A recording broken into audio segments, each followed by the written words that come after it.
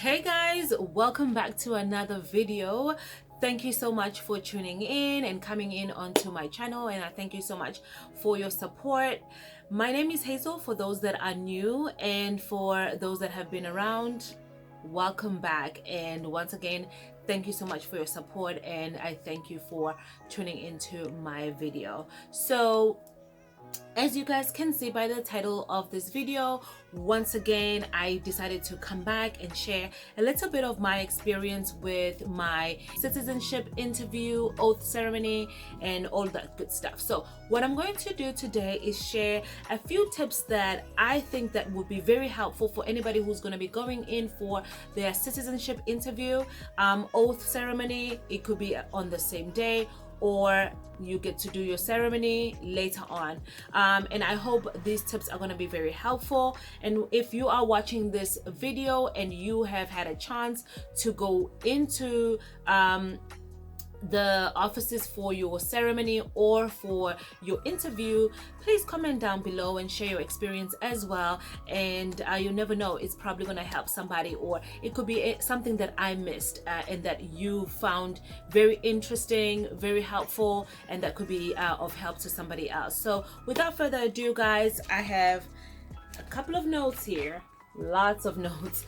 I have a lot of notes that I have written. Yeah, guys, I'm going to share a few of these tips, and those that are going, first of all, I want to say good luck, you guys. Good luck.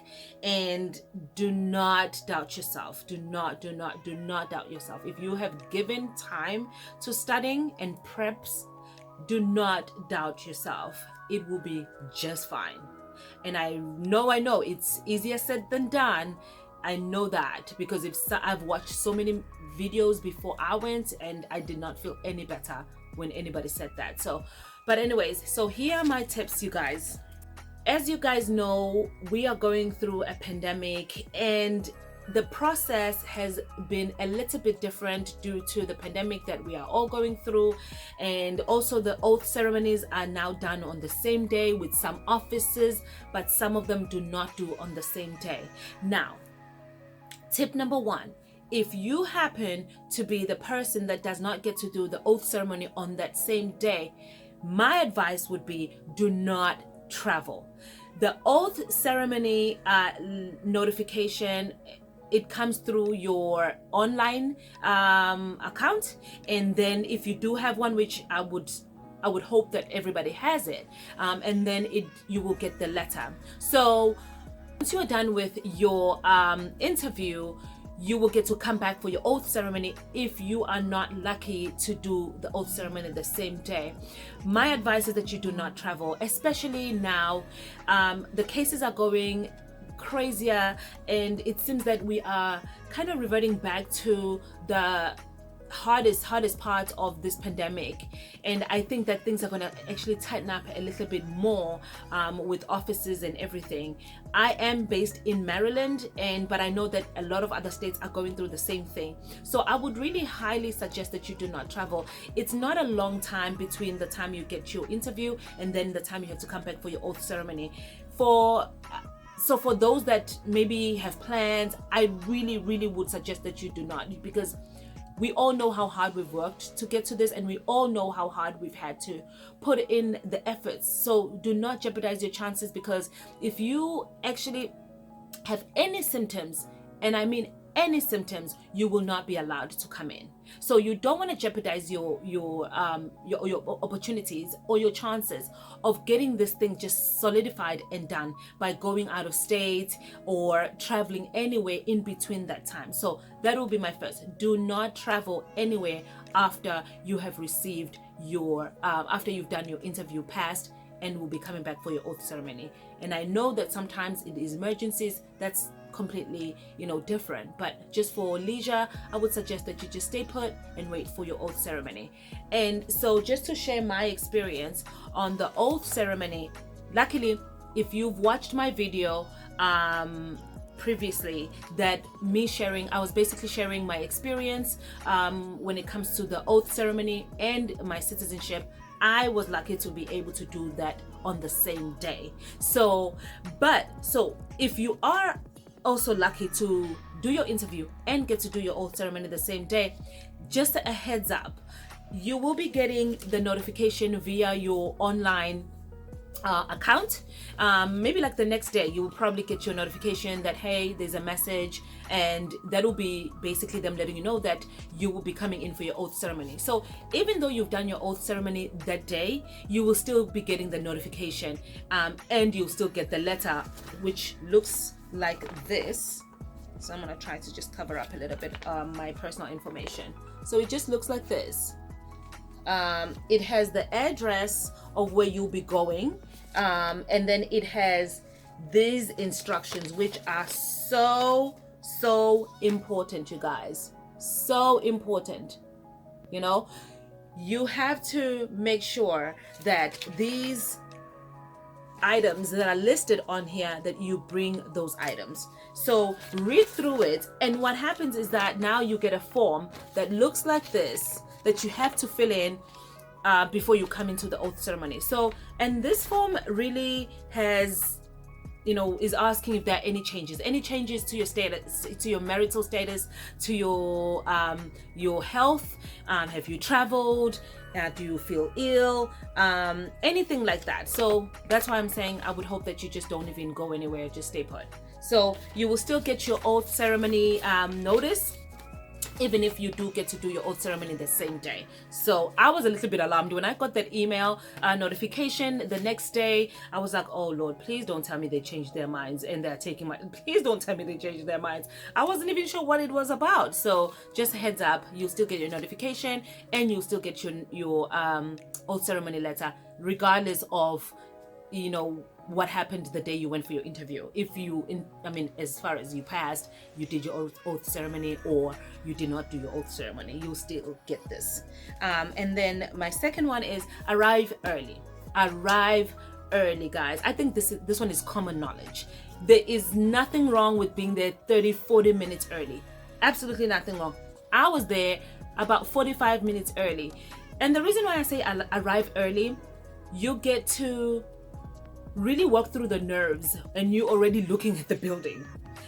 You don't know what's going to happen on the road. You don't know anything that might happen with your car. You don't know what might happen with traffic, you know, closures. You just don't know what might happen. So give yourself as much time as possible. You would rather sit in front of an office and look at it and know that this is where you need to go. And the reason why also I say you go in early, for me, I wanted to make sure that it is exactly, guys, anxiety gets the best of you. You start just thinking about all types of ridiculous things. So I wanted to make sure that this was exactly the office that I needed to go to, despite the fact that I saw the address and I had put it on my GPS and it told me this is where I'm supposed to be. But I wanted no mistakes. I've worked very hard for this. So I got in there very early, 45 minutes. I got out of the car. I walked into the door to make sure that this is the entrance. This is exactly where I need to be. And I told the officer when I walked in, because they see you as you come in. So he came and he was like, you know, what are you here for? I told him what I was there for. And I did advise him that I'm aware that I cannot come in 15 minutes prior to my interview time. I just wanted to confirm the office and make sure that I'm at the right place. I showed him my notice and he confirmed that this is the right location, and come back at 12. So I was good, right? So I've taken that out of the way, and now I can concentrate on just revising everything and making sure all the documentation that I need is available. And I sat right in front of the building in my car. It was a cold and windy day, so but at least now I knew this is where I'm supposed to be, right? So arrive early, confirm this is where you're supposed to be, confirm the entryway to the building, because some buildings it's like the 4th floor, the 10th floor, you know, it's different. So just confirm exactly where you're supposed to be, and then go back and sit in your car, and then you will go back 15 minutes before to your interview time, because that's what all the immigration offices are doing now due to COVID. And then third one, be prepared to go through airport like security check. You have to take your watch off, your belts, shoes. Especially for women, they were taking shoes. I was like, I don't know why men are not taking their shoes off, but so be prepared that you will go through airport security like system. Now, some immigration offices are not allowing people to come in with their cell phones, but for me, I'm in Maryland and I was going into Baltimore offices. They did allow for your cell phones to come in with you, but once you were in the waiting room, you were not allowed to use your cell phone. So that's also something to keep in mind. And again, when you arrive early, you are able to just ask the officer, right, and be like, are we allowed to bring our cell phones in? So by the time you come back in, you already know if you can bring your phone or you cannot bring your phone. You can just leave it in the car. If you can, you just bring it with you for whatever reasons. So while you are asking to make sure that this is the right building, you can also make sure that that is something that you are aware of and leave your phone or come back with your phone. Fourth, the face mask. So guys, again, the cases are increasing, and I think that they're going to be even stricter with their regulations. So I would advise that if you have a disposable mask, that you bring two. I really would advise that you bring two. It has happened in instances where you're trying to take it off, or especially as us women with earrings and other things and hair, you're trying to take it off and the thing just pops. The disposable ones, they just pop, and then what happens? You have to have your mask at all times on. So I would really suggest that you bring two, just in case something happens with your one disposable mask. You can just take it out and put in your next one. You do not want to be caught with that one, because you're gonna have to go. You're just gonna have to go. So be prepared, bring extra masks. If you are using the cloth ones, then you are good, but just know that you're gonna be wearing them at all times.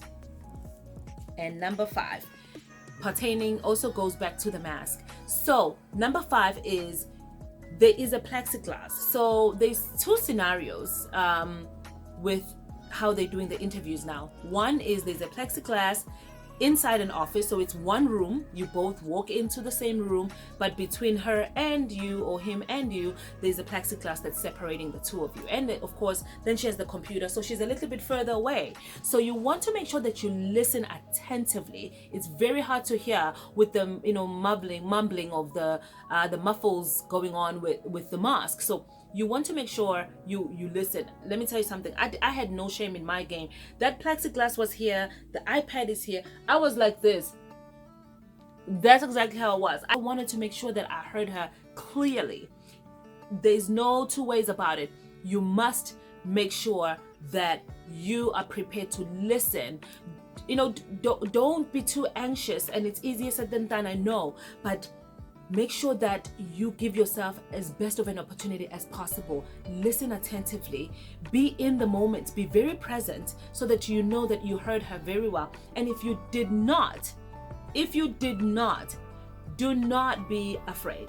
They know, they understand this. You're not the first person who has asked them to repeat themselves over and over. So give yourself a chance. Make sure that you ask if you do not understand. And even if you do, reiterate. Just make sure that you really heard her right.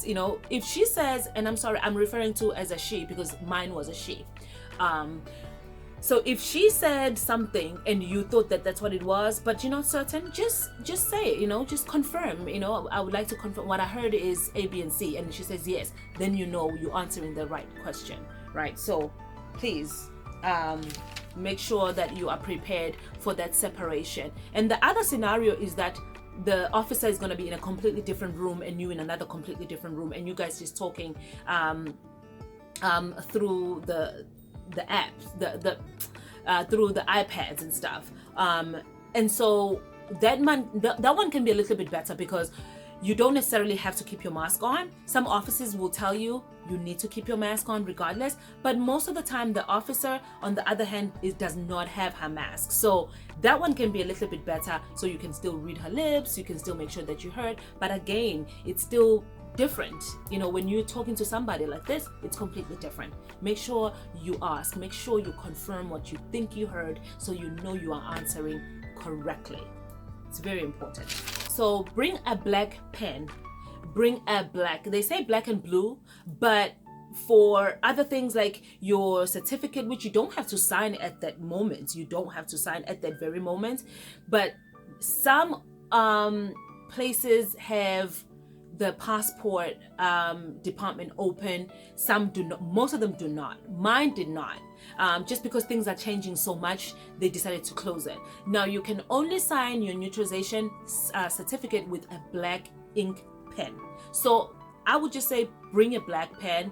Make sure you have that. If there's anything that you have to sign for your oath when you pass your exam, and you are lucky to do your oath ceremony that same day, you get a piece of paper. It's very similar to the one that you get sent. It just doesn't have all the additional questions about, you know, have you traveled and so forth. If you have a translator, so it has those. It's very similar. So you get to sign that and you have to write that. So there's some writing that you have to do, especially if you're going to have to get your oath ceremony done that same day. You're going to be doing some sort of writing. So to be safe, bring your own pen. You know, they might offer you a pen, but they really encourage you to bring your own pen. I think that is safer, and that way you do not pick up on anybody else's germs or anything. And another one, bring your documentations, guys. There was a lady when we were doing our oath ceremony, she really didn't understand English very well, and I found it very disheartening to see how the officer was very hard on her when we were in line for our oath ceremony to walk into the room. He was just very aggressive. At least for me, I thought he was very aggressive in how he was asking her where her green card was, and she didn't know, she didn't understand, but it turned out she didn't even have it with her. She had her 10-year green card, but they were asking her, where's your 2-year green card, the one you got before that, you know. She didn't know and ended up getting a translator, and she told them that she left it at home. And so he was, you know, a little bit, he had an attitude about it. But the other guy who was also there was kind enough to just explain to her, it's fine, just you have to mail it back. You have to mail it back. So to avoid all of that, guys, bring all your documents, like any pieces of paper that you used to enter the United States, you know, whatever form of entry that you used to come in, bring those documents, bring your green cards. Definitely bring your green cards, because they're gonna wanna they want that green card. They're gonna take it. So you just eliminate anything else. And you should have your green card anyways, and also make sure that you have another proof of ID, as you should. Bring your green card, bring all your passports. If you've had passports that have expired, just bring them. If you have them, bring your expired passport, bring your recent passport, bring your driver's license, bring your green card. Be honest. I cannot emphasize it enough. I cannot emphasize it enough. Be honest. Listen, there is absolutely nothing wrong with anything that needs to be put out in the open. You are where you are already, right? They're going to find out. So you don't want to ruin your chances on something that is so minute that if you had just said it up front, it would just go on about it. It would not matter. There is absolutely no change that is insignificant. Everything is. So if you've had a ticket, let's say from the time you applied and now you've gotten a ticket, you were stopped, or you got a fine or anything, bring that with you and communicate it early. Bring that with you. Bring the proof of payment and any documentation, so you can bring your citation and bring your proof of payment with you. But be very honest, you guys. I cannot emphasize it enough. You have to be honest. Don't think that something is small and it probably doesn't even matter. Everything matters, and so you don't want to mess up your chances at this point, because it's not worth it. And to make it easier for you, before you go, as you remember, just do like a sticky note. Make a small little sticky note and just write all the changes. Even errors that you made on your application, write those down.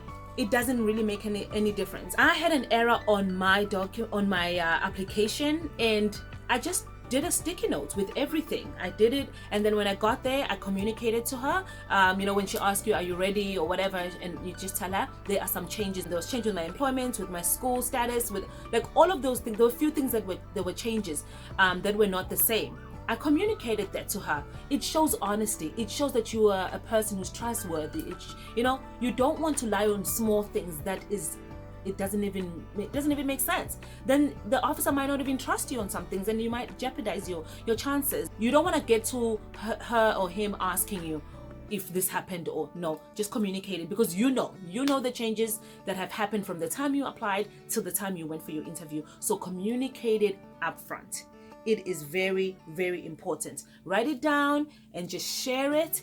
It is really not a big deal. I think being honest is better than you hiding something and then it gets to it and you don't even have proof of maybe the issue, and then it really looks bad. And then they're going to tell you, we're going to deny you. We need additional information on A, B, and C. So don't do that to yourself. So yeah, I think that's just about all there is to, my tips, things that as I went through, I thought about, and then afterwards I thought about, and I said, you know what, I think this would be helpful to some people. And then some of them are just kind of heads up. Like I said, you will receive an email notification still. Even if you do get to do your oath ceremony that day, you're still gonna get the email notification and your notification through the mail as if you haven't done it. And my interview was on the 2nd of November, which was a Monday, and then this came on the 9th, right? So depending on the state, depending on where you are, you could get your naturalization oath ceremony letter within a week. And it was basically saying that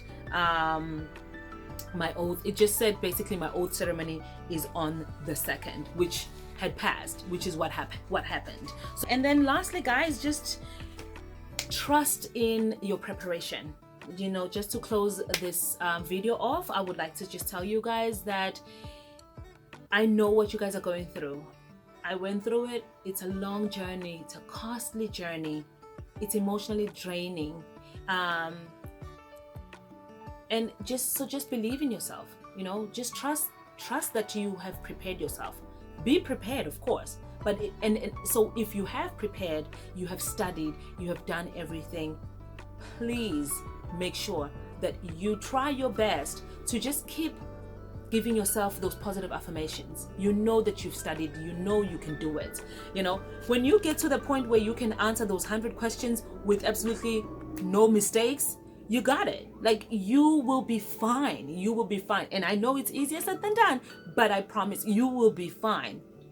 Just trust in yourself. You've come this far, and really, it's a long journey, but it's a great journey, and it's one that is deserving of anybody. So you are also deserving of it. So give yourself that pat on the shoulder. Like, you got this, you can do it, you've prepared yourself, and you're gonna go in there and be honest, be truthful, be calm, and be respectful, and share and answer, and it's gonna be fine. You don't realize how easy it is until you go through it. Before that, it is not. But once you're done, you're like, man, it wasn't that bad. So yeah, guys, thank you so much for watching. If you liked this video, please give it a thumbs up, and please share with other people that are going to be going through this process. And please support and subscribe to my channel. Please continue to take care of yourselves and take care of your loved ones, and I'll see you guys again in my next video. Thank you so much for your support, and have a fantastic weekend.